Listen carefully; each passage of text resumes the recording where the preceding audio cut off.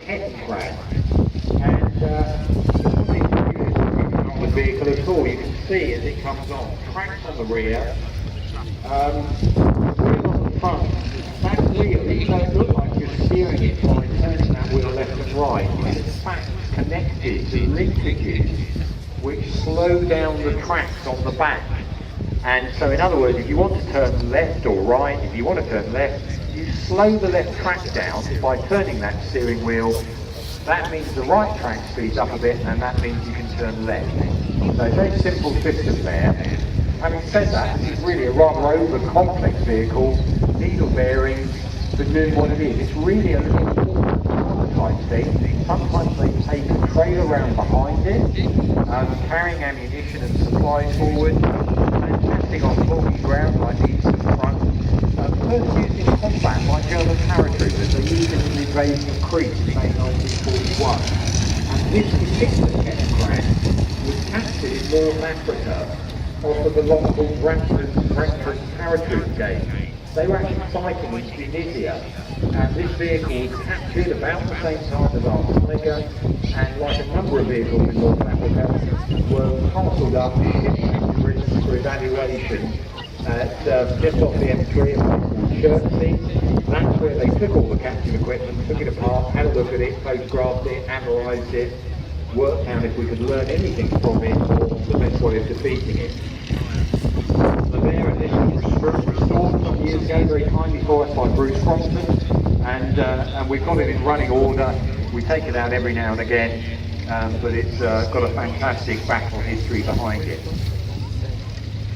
Now, following on from our Kettengrad captured, not a similar period, this is our Panzer III, our famous Panzer IIIL. This particular model, it's got that long-barreled 50mm gun.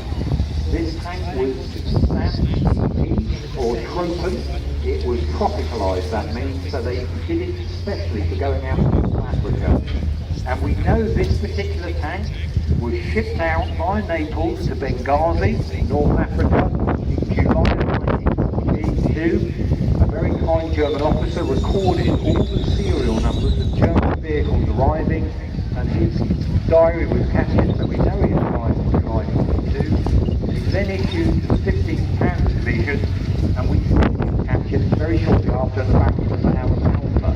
We got photographs of it soon after it was captured, being debombed. There's some local labour taking out all the shells out of it, and then it was shipped back to Britain with a number of other captured tanks for evaluation. Now this Panzer III, the L model, the Panzer III goes through a whole series of changes, different Ausfronts they're called, Ausfront A through to L, and this particular one with a long-barreled 50mm gun, it's got extra armour bolted on the front. We also look at the German tanks as being very, very successful. One point that's been made recently, and was even picked up by the Germans at the time, they spent about 10 years putting together in the 1930s their Panzer III and Panzer IV. Panzer I and Panzer II were really training tanks for the German military. Panzer III and Panzer IV were what they wanted to go to war with. They ended up spending a huge amount of time and effort to design and build these tanks effectively, and ended up with two different tanks that were very, very similar. The firepower of the Panzer III was supposed to be for attacking other tanks. Panzer IV had a short-barreled 75mm gun to fire high explosives. That was to help the tank on the attack. It was a support tank. Went along into action with the Panzer III as they came against buildings, an anti-tank gun firing at them. The Panzer IV was supposed to fire its 75mm high explosive gun for blast effect. It didn't take too long to realise that both tanks, not only did they look the same, their armaments, they realised they could swap. So they ended up making the last model Panzer III ended up having that same 75mm gun as the early Panzer IVs, and they developed the Panzer IV in the end into stop being the support tank and being the tank to actually attack the enemy. So they put a long barrel 75mm guns on. So what's all that waffle mean? It really means is stop looking at the Germans all the time as if they got it right, because quite frankly they didn't. They made just as many tanks mistakes as we did in the West, and but we tend to still buy into all that Goebbels propaganda of how wonderfully successful and brilliant they were. So don't forget the Blitzkrieg campaign of May 1940, the official German history of that campaign, written in the mid-1980s, is called The Myth of Blitzkrieg. It was a huge hand for Germany getting to Hitler to say, we can have a go. And Hitler is not a Panzer fan. Don't forget, early on in the war, in 1939, he's taking steel production away from tank production because he thinks the coming war is going to be like World War I. Takes it away from tanks and puts it into shell production. He thinks it will last their way through things like the Maginot Line.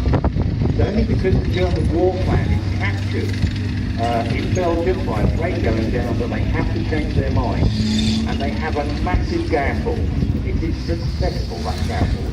Brilliant use of a few armoured vehicles to penetrate the French front line at Sedan and go hell for leather for the coast. That campaign, using tanks very similar to this Panzer III, but also huge numbers of captured Czech tanks and Panzer II and Panzer I, the trained tanks, success of the German military. And it was a huge gamble. When the British attacked that attacking tank force at Arras, it frightened the life out of the German High Command because they realised how vulnerable an advancing armoured column actually was. So again, we have to be careful because so often we look at that campaign, we see all the German propaganda movies, the tip of the spear, as is often described, the very front of the German attacking force was panzers, the rest of the massive part of the German army was marching on its own 2 feet, or on horseback, as it did the rest of the war. So there's our amazing Panzer III, built to last. It's still going today, as you can see here. Lots of engineering going into that, but again, it took some time before the Germans realised that they were actually spending money, time, resources on vehicles that they perhaps should make simpler. Panzer III, a version was made called the Sturmgeschütz, without that turret on the top, simply a hull with a gun put in the front. That particular Sturmgeschütz, they make them in larger quantities because they can do it cheaper. You can make 3 Sturmgeschützes for the price of 2 of those Panzer IIIs, and it was simpler to build, much simpler and quicker to build as well, because you don't have all